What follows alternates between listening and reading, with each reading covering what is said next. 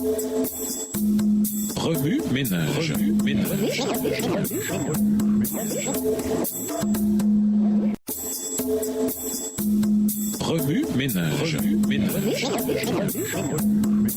Bienvenue à votre émission Remue-ménage. Nous voilà la leçon de jeudi. S'impliquer, la destinée du caractère. Toute semence produit du fruit selon son espèce. Ainsi en est-il de la vie humaine. Il nous faut tous semer la compassion, la sympathie et l'amour, car nous moissonnerons ce que nous aurons semé. Chaque trait d'égoïsme, d'amour de soi, de propre suffisance, chaque acte d'indulgence coupable envers soi-même portera des fruits selon son espèce. Celui qui vit pour lui-même sème pour la chair, et il moissonnera de la chair la corruption. Extrait du livre Les paraboles de Jésus, section Haute enseignement tiré des semailles, les pages 66 et 67, écrit par Ellen G. White. Une loi de notre nature intellectuelle et spirituelle veut que nous soyons changés par ce que nous contemplons. L'esprit s'adapte graduellement à l'objet qu'il admire. Il finit par ressembler à ce qu'il aime et révère. Mais l'homme ne s'élève pas au-dessus de son idéal de pureté, de bonté et de vérité. Si le moi est le seul idéal qu'il se propose, jamais il ne s'élèvera plus haut. Il descendra plutôt, de plus en plus bas. Seule la grâce de Dieu a le pouvoir d'ennoblir l'homme. Abandonné à lui-même, il s'avilit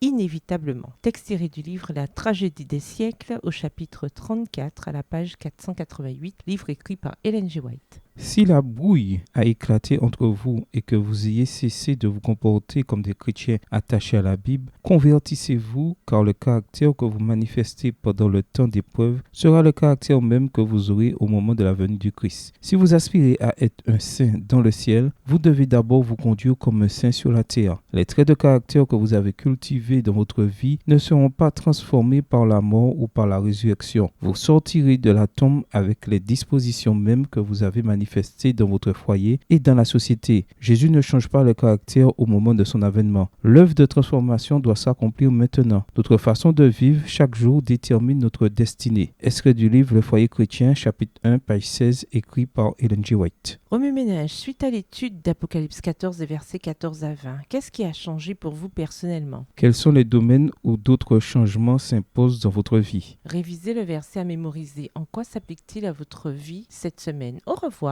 Et à demain si Dieu veut. Remue ménage. Remue ménage.